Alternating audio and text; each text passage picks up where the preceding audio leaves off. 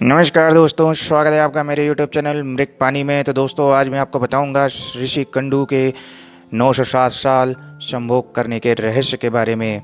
जैसा कि आप जानते हैं कि हिंदू धर्म में कई ऐसे महान ऋषि हुए हैं। तो कथा के अनुसार पौराणिक काल में महान ऋषि कंडू हुआ करते थे, जिनका आश्रम गोमती नदी के तट पर था। एक बार की बात है, ऋषि कंडू ने घोर तपस्या करना शुरू किया।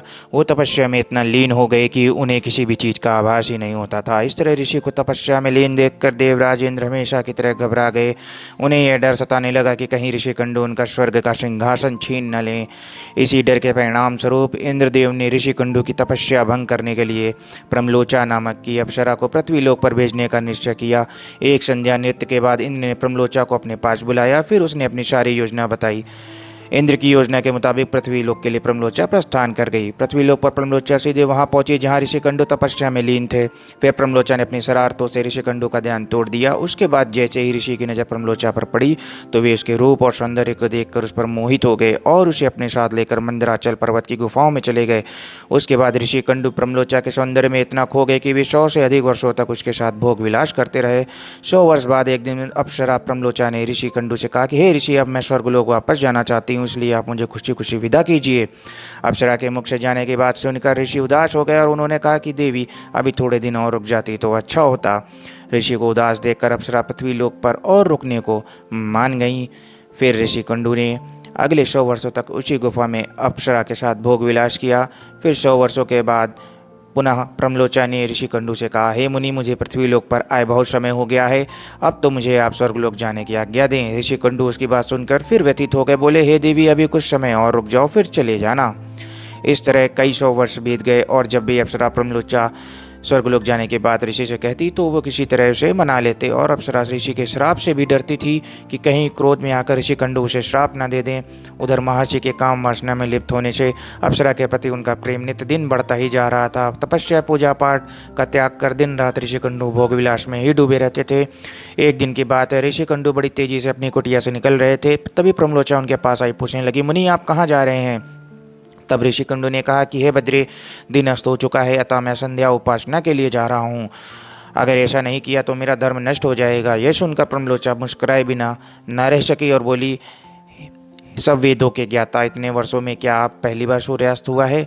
जो संध्या वंदन नहीं करेंगे तो आपका धर्म नष्ट हो जाएगा। मैं तो आपसे जब से मिली हूँ तब से आपने कभी संध्या वंदन किया ही नहीं है।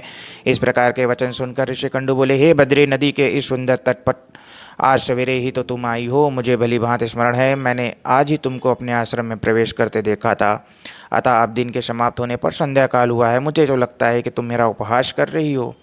तब प्रमलोचा ने ऋषि से कहा, हे ब्राह्मण श्रेष्ठ, आपका यह कथन सत्य है कि मैं आपके आश्रम में सवेरे आई हूँ, परंतु आज नहीं, जिस सुबह मैं यहाँ आई थी उस समय को तो कई 100 वर्ष बीत चुके हैं। यह सुनकर महर्षि कंडू घबरा गए और बोले कि हे सुंदरी, मुझे सही सही बताओ, तुझे मेरे साथ रमण करते कितना समय बीत चुका है?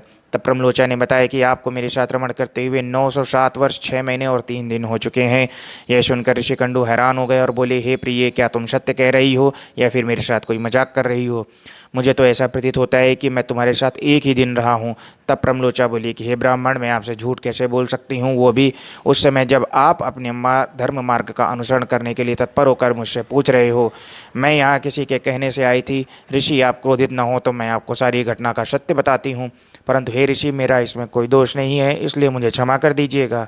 तब ऋषि कंडू ने कहा कि जल्दी बताओ, तुम्हें यहाँ किसने भेजा था? तब प्रमलोचा ने कहा कि आपकी तपस्या से देवराज इंद्र को डर लगने लगा था और उन्होंने ही आपकी तपस्या भंग करने के लिए मुझे यहाँ भेजा था। प्रमलोचा के मुख से ऐसे वाक्य सुनकर ऋषि कंडू व्याकुल हो गए और बोले कि धिक्कार है मुझ पर, मेरा धर्म नष्ट हो गया। एक स्त्री ने मेरी बुद्धि को भ्रष्ट कर दिया। इस स्त्री के संग से मेरा समस्त जीवन तप नष्ट हो गया। इसलिए हे पापिन स्त्री, अब तू जहाँ चाहे जा सकती है, क्योंकि तुझे इंद्र ने जिस काम के लिए भेजा था वह कार्य संपन्न हो गया है। तूने मेरा तप नष्ट कर दिया है। महर्षि को इस तरह क्रोधित देख प्रमलोचा भय से कांपने लगी, जिसकी वजह से उसका पूरा शरीर पसीने से भीग गया था। उस समय ऋषि ने जो गर्भ प्रमलोचा में स्थापित किया था वह भी अप्सरा के रोम छिद्रों से निकलकर पसीने के रूप में उसके शरीर से बाहर आ गया। प्रमलोचा के पसीने से वायु ने उस गर्भ को इकट्ठा किया और वृक्षों ने उसे ग्रहण किया। सूर्य की किरणों से पोषित होकर वह धीरे धीरे बढ़ने लगा। फिर समय पूरा होने पर उस विछाग्र से मिरिशा नामक कन्या उत्पन्न हुई, जो ऋषि कंडू, सूर्यदेव तथा वायु की पुत्री कहलाई।